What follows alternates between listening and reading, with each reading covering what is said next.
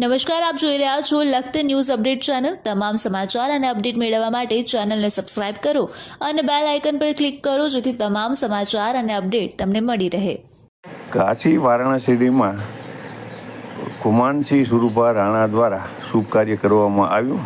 સર્વે પિતૃ મોક્ષાર્થે તથા Rajkot TRP game ઝોનમાં જે આત્માઓ દિગ્વંત થઈ ગયા છે તેમના મોક્ષાર્થે શિવકથાનું આયોજન કરવામાં આવ્યું। થોડા સમય પહેલાં રાજકોટ ટીઆરપી ઝોન ગેમ ઝોનની અંદર મોટી સંખ્યાની અંદર નાના બાળકો સહિત આશરે 30 કરતાં વધારે આત્માઓ દિગ્વંત થઈ ગયા છે। ત્યારે તેમના મોક્ષાર્થે સમગ્ર ગુજરાત રાજ્ય સહિત ભારત દેશની અંદર લોકો જુદા જુદા કાર્યો કરી અને તેમના આત્માને શાંતિ મળે તે માટે થઈ કાર્ય કરી રહ્યા છે।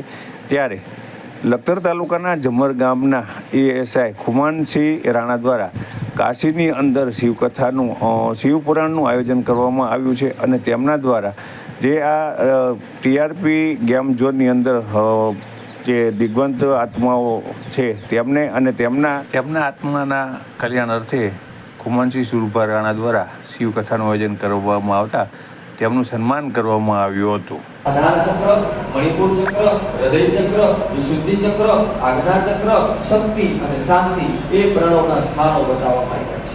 હે દેવી, જેનામાં દ્રઢ વૈરાગ્ય છે એ સમજી શકે છે કે જીવ અને આત્માની એકતા એ જ શિવ સાથેની ઉઠી અને પોતાના મસ્તક પર 1000 પાંખડી વાળા ધોળા કમળ પર વિરાજમાન ગુરુનું ઉત્તમ ધ્યાન કરવું, શુદ્ધ સ્ફટિક સમાન બે નેત્રવાળા વરદાન આપનાર નિરંતર શિવનું સ્મરણ કરતા ગુરુનું ધ્યાન અને પૂજન કરવું, ગુરુની બરાબર પૂજા કરવી